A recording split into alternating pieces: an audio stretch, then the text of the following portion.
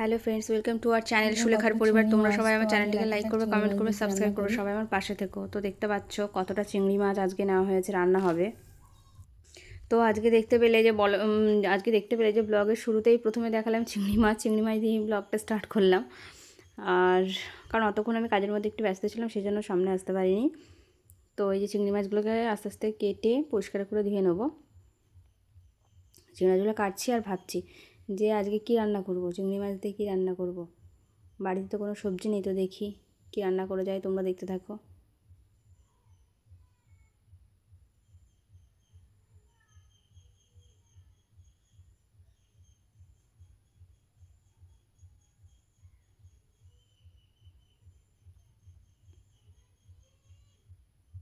চিংড়ি মাছগুলো আমাদের গ্রাম থেকে নেওয়া হয়েছে, কারণ এখানে পাশাপাশি সব জল করা আছে। তো গ্রামের একটা কাকু বিক্রি করে, সেখান থেকেই মা কিনে নিয়ে এসেছে 200 মতন চিংড়ি মাছ। 200 চিংড়ি মাছ নিয়েছে 50 টাকা।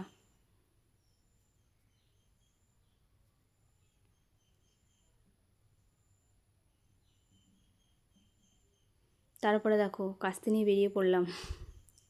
সবজি নেই বলে সবজি জোগাড় করতে বেরিয়ে পড়লাম।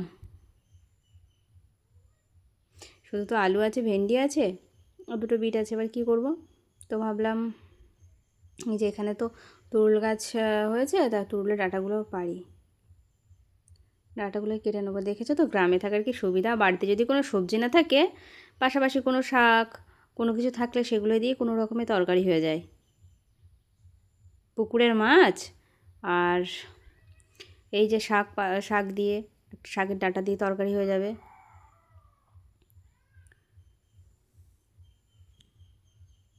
এটা হচ্ছে গ্রামে অনেক অনেক কিছু, গ্রামে থাকতে গেলে অনেক কিছু সুবিধা পাওয়া যায়।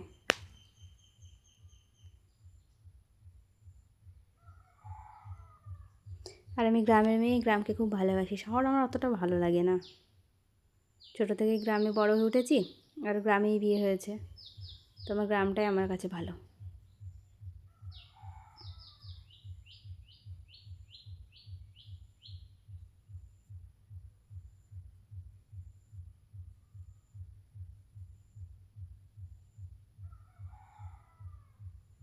তো আজকে এই তুরুল ডাঁটা দিয়ে আলু দিয়ে একটা চিংড়ি মাছের তরকারি করব।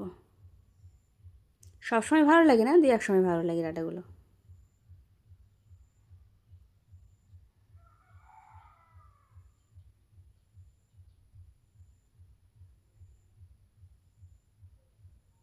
মা বলছিল যে চিংড়ি মাছ দিয়ে কচু শাক দিয়ে করবে, কিন্তু মা তো নেই। এবার কচু শাক কে কাটতে যাবে?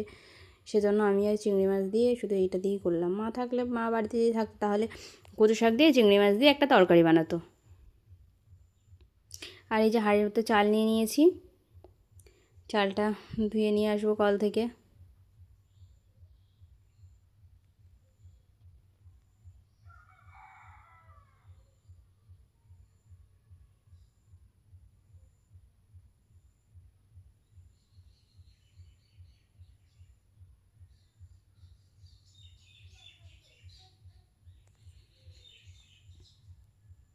তো এখানে ভাত বসিয়ে দিয়েছি, চাল ধুয়ে এনে ভাত বসালাম। আর এই চিংড়ি মাছটাকে ধুয়ে পরিষ্কার করে নিয়েছি, কেটে ধুয়ে পরিষ্কার করে নিলাম। এবার সবজি কেটে নিই।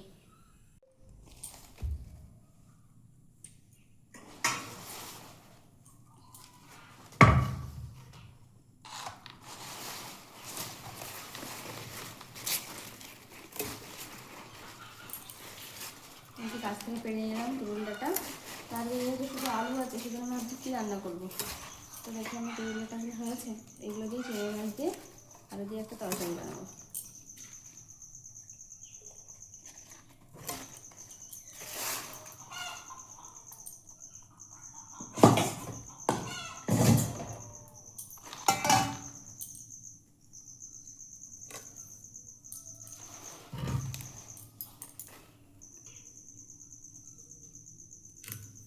গ্রামের দিকে থাকলে একটাই সুবিধা কি জানো তো বন্ধুরা, যে বাড়িতে কোনো কিছু সবজি নেই, আবার পুকুর থেকে দুটো মাছ ধরলাম, আর বাগানে দেখি কোনো শাক হয়েছে, কি শাকের ডাঁটা থাকলে শাক দিয়ে কোনো কিছু দিয়ে তরকারি করে দিলাম।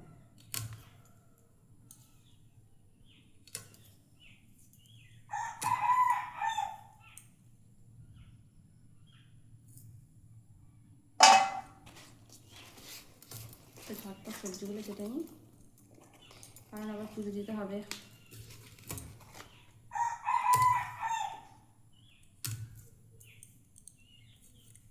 এই খোসাগুলো ছাড়িয়ে দিলে ভালো।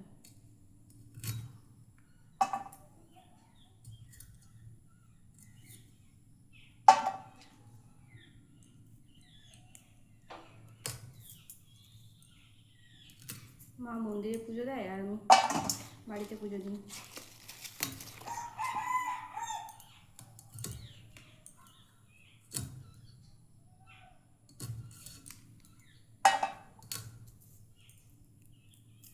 এগুলোকে না আবার অনেকে কী বলে জানো তো, এগুলোকে আমরা বলি তুরুল, তুরুলের ডাঁটা, আর অনেকে বলে নেনুয়া।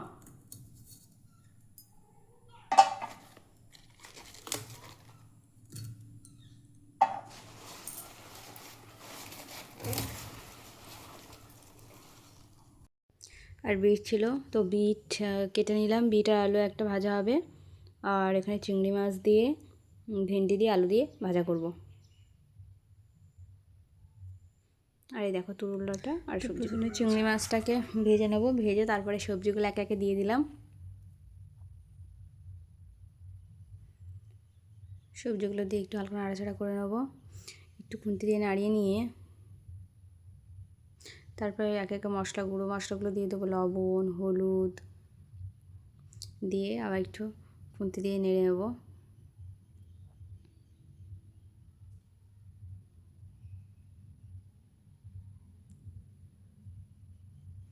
তারপরে দিলাম লঙ্কা গুঁড়ো, তারপরে দেবো জিরে গুঁড়ো, দিয়ে একটু ভালো করে সবজিগুলোকে একটু কষিয়ে নিতে হবে।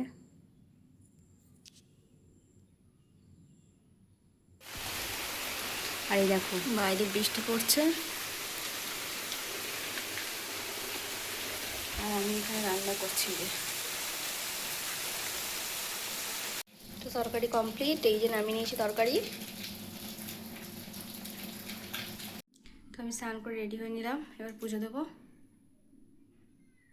স্নান কমপ্লিট। আজকে গাছে অনেক ফুল ফুটেছে, তো দেখো পুজোর জন্য কত ফুল তুলে নিলাম।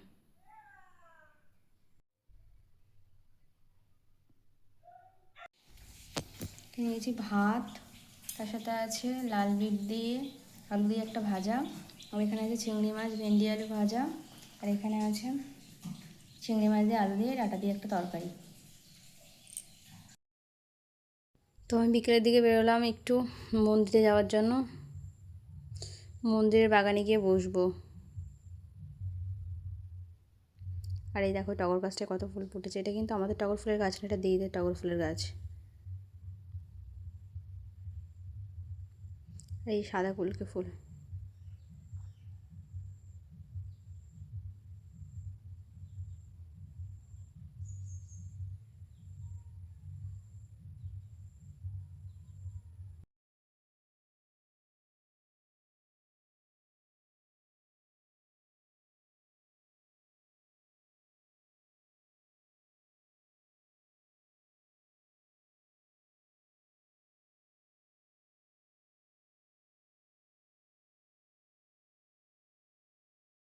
তো আমি বিকেলবেলা একটু হাঁটতে হাঁটতে চলে এলাম মন্দিরের দিকে।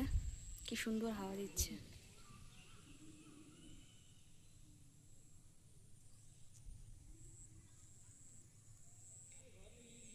হয়ে গেছে আর গল্প কমপ্লিট, এখন সব বাড়ি যাচ্ছি এবার।